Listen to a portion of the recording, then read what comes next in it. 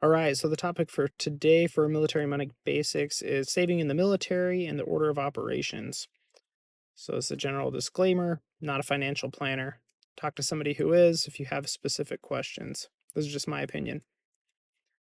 So, today, with talking about saving in the military, going to talk about reasons why you should save money, the different types of accounts or buckets that are out there for saving money, and then the recommended order of savings operations. So, just kind of how I think you should put your money in. So this may seem a little bit general, but why save? Um, Basically, a lot of people don't save. So studies specific to the military found that in 2021, they said that 38% of veteran families have less than $500 in an emergency savings, and 3/4 of military and veteran families carried some debt. We all know that there's financial stressors that are unique to the military. We have to move when we're told, so you don't really get a say over when or where you're moving. So you may have gotten a great mortgage rate and now you're moving and you're either going to sell that house in your great rate and buy something with a really high rate, or not be able to find something, or not be able to sell your house. There's costs associated with every PCS that you have. And while this can be offset by some of the funds that are available, you're still going to pay for some new stuff that you have to buy: new driver's licenses, different professional licenses for spouses, frequent spouse job changes, which means you may move to your new location and your spouse is not going to be able to work for who knows how long. And are they going to potentially miss out on some of the increases in pay that come with longevity at a career? And there's more. I mean, there's plenty of other reasons why it's important to save.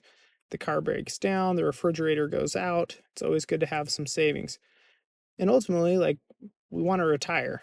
I don't want to work forever. I want to be able to retire. And to do that, I have to have some money saved up. Reasons to save: avoid financial crisis. So when that $500 expense comes up because your tires blow or your car breaks down, it's not life or death, your hair's on fire. Savings allows us to pay for purchases with cash, so you don't have to pay somebody extra to buy the same thing. You have that peace of mind where you're not worried about, how am I going to make ends meet? How am I going to feed my kids? How are we going to afford this PCS? And like I said, retirement. Because ultimately, that's the goal for me.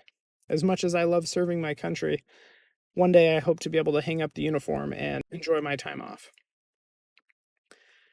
So, my recommendation is save first and then invest, because having a savings account can help eliminate some of those big stressors.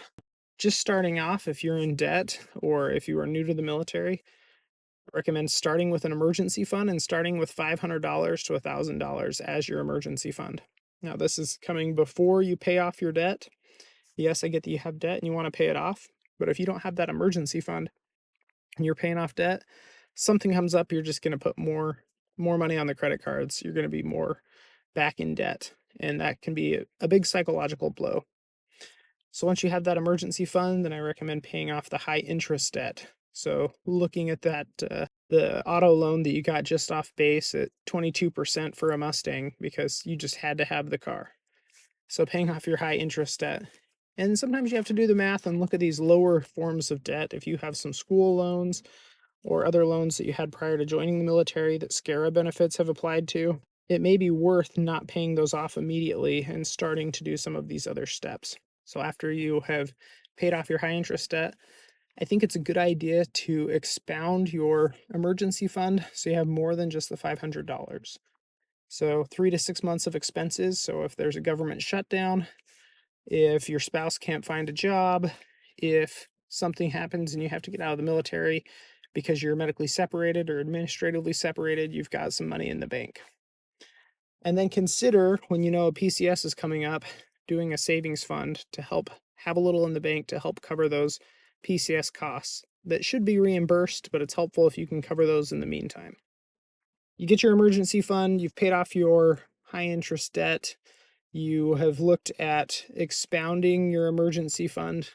So now what are you going to do? So the first thing we have to talk about is, where are you going to save this money and what are the different options that you have? So you may have referred to as savings buckets. There are savings accounts that are low return, they're easily available, they're great for an emergency fund. A certificate of deposit or a CD is kind of similar, and we'll talk about that. You have the TSP, which is the military retirement plan, kind of like a 401k. It's tax advantaged, and it can be funded with pre or post tax dollars. We'll talk about that in a minute. You have a Roth IRA, which you've probably heard of. This is again tax advantage retirement savings. And then there's a traditional investment account or taxable brokerage account. Now, there are other things that you can use for investing and saving. You can get into real estate, all sorts of stuff. But these are kind of the big main ones that are your traditional investment and savings buckets. Savings accounts. You should be familiar with this. This is where you take money that you don't spend and you save it. Things that are good about savings accounts and what they're good for is they're great for your emergency funds, money that you may need within a couple days. It's great to keep it available. And typically, between this and CDs is where I recommend you keep any money that you might need in the next 12 months. So, one of the nice things is when you get your pay, you can set up an allotment and you can automate your savings. You don't even have to see it. You can put it in a high yield savings account, never see it touch your checking account, and you're not tempted to spend it. Comes to the savings account, pretty easy to set up.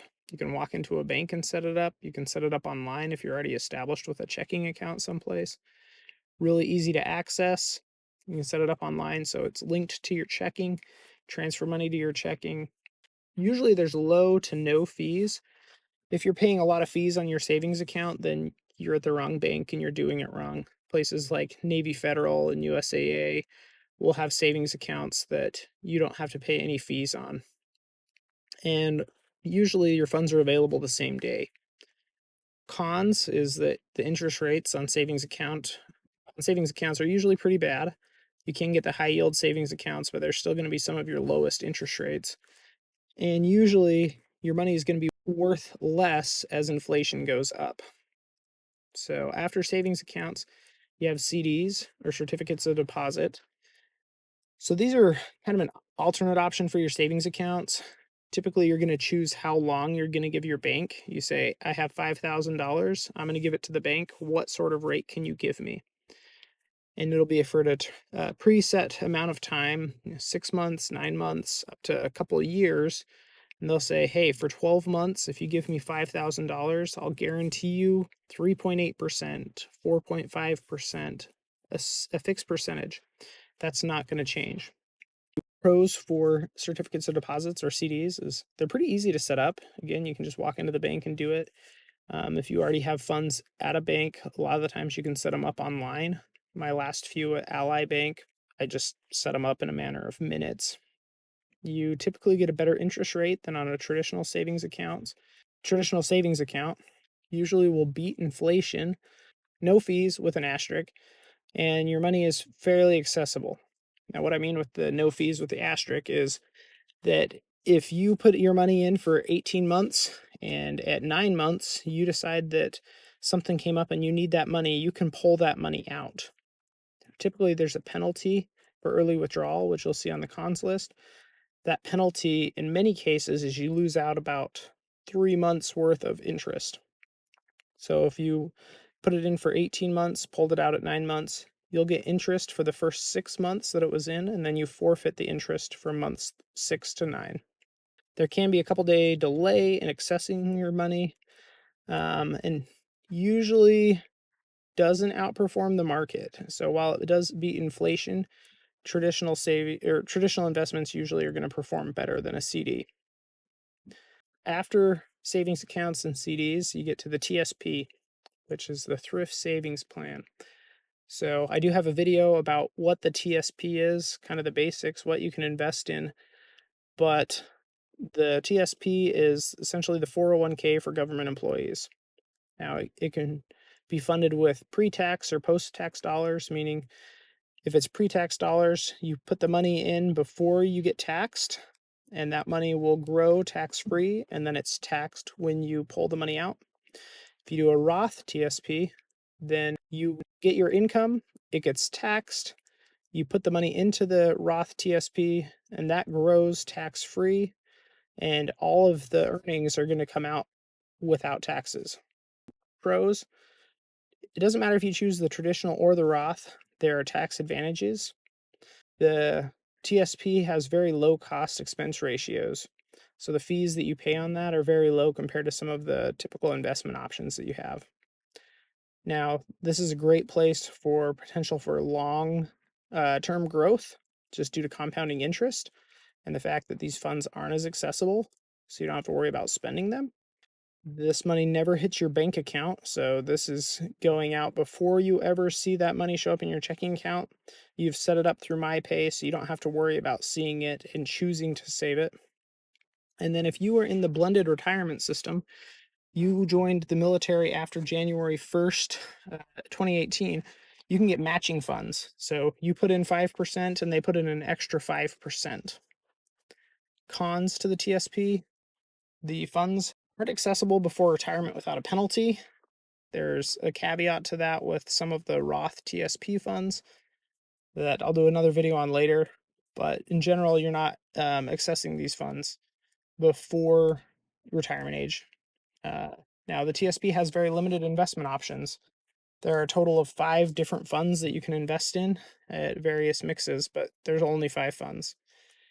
Because it is invested in the stock market, there is market risk. So if the stock market goes down or crashes, you're also going to lose money. And then it's capped at max contributions of $23,500 per year. And that's your contributions. The match coming from the government does not count towards that max contribution. So the next type of savings bucket or savings vehicle is the Roth IRA. Now, this is something that has tax advantages because you earn the money gets taxed, you get paid, and then you take that money and you invest it. So just like the Roth TSP, that money goes in already having been taxed, but then it grows tax-free, and all the earnings that you make come out tax-free. So potentially you could save quite a bit if the money is invested over multiple years.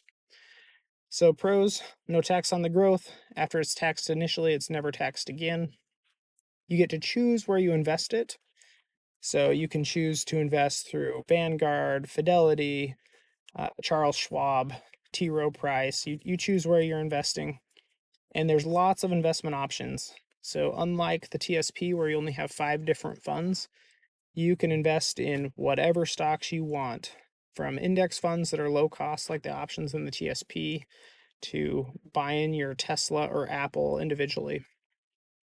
You can withdraw your contributions penalty free at any time. So if you put $1,000 in and you get $100 in investment return, you can pull out your initial $1,000 at any time. Now, if you pull out the extra $100 in gains, you will pay a early withdrawal penalty on that, but your $1,000 is yours whenever you want. And then the expense ratios or fees just vary based on what you choose to invest in. So they can be as low as 0 cost expense ratios on some of these fund options at like Fidelity, up to you can pay 1 to 2%, which is ridiculous. Now, cons to the Roth IRA is you are capped at $7,000 is all you can contribute to that. So if you were married, you can put in $7,000 for you and $7,000 for a spouse in a different Roth IRA, but you cannot go higher than that without having a penalty, and the money will be returned to you. It's also funded with post-tax dollars, meaning that you've already been hit by tax before you're able to start saving. And as I've mentioned, there's a penalty if you withdraw your gains early. So the next type of savings bucket is a taxable brokerage account. This is more like your traditional investment account. So just think of someone who's invested in the stock market. Now, this is you earn money, it gets taxed, it goes in your checking account or savings account, and you decide you want to invest in the stock market.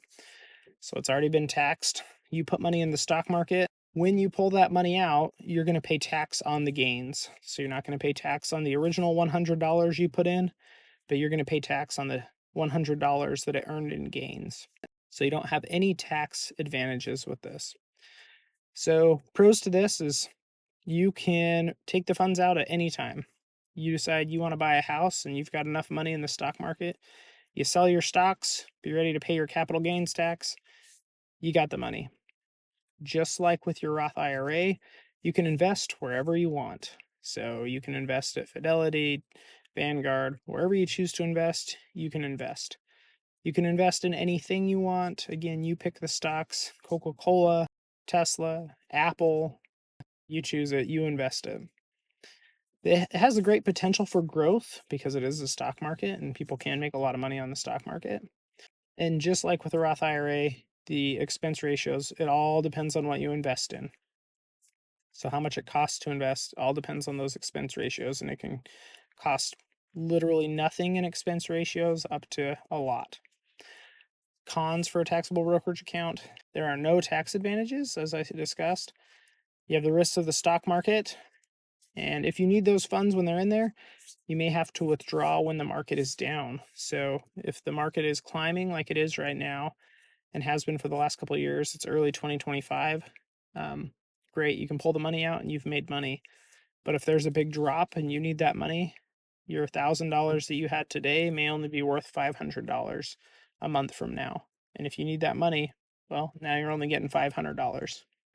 So now that we've talked about the different types of buckets or tax vehicles, how do you fill them? What's the order that you should fill these? As I discussed before, $500 in your emergency savings, that's your start. The next thing that I recommend is doing the TSP at least to the 5% match if you're in the blended retirement system. I recommend Roth TSP. I'll do another video about it later, but I think for most of the people in the military, you can't go wrong with Roth contributions. If you are under the blended retirement system, so you can get that 5% match, you are auto enrolled at 5% contributions. So this will be already occurring potentially prior to your $500 emergency savings. After you have the TSP set up at least 5%, so you aren't missing out on the match, and you have your emergency savings, build up that emergency fund, for 3 to 6 months. After that, then you can start looking at investing in savings. So in the military is a little bit different than on the civilian side. So on the civilian side, depending on your income, I'd recommend the Roth first.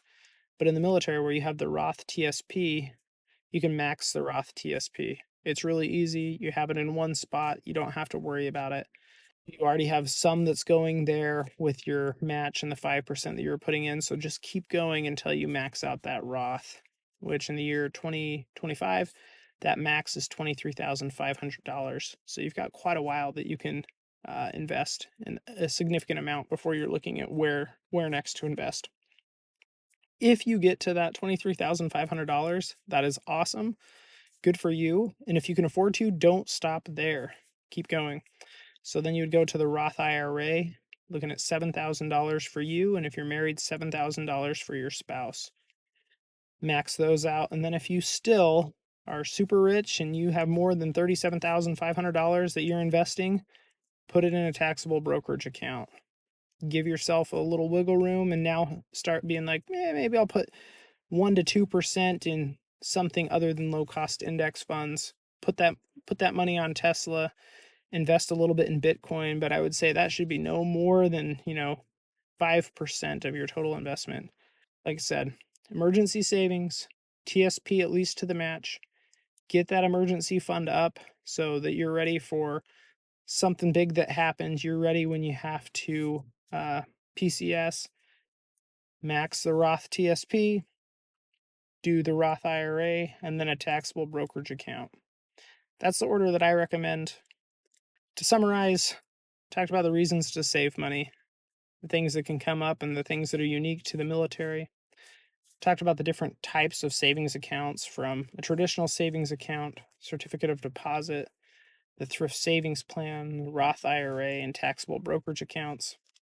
And then talked about what I recommend as the order of savings operations, which is the emergency savings, TSP to match, the 3 to 6 month emergency fund, maxing the Roth TSP, maxing your Roth IRA, and if you're all sorts of rich, putting money into the taxable brokerage account.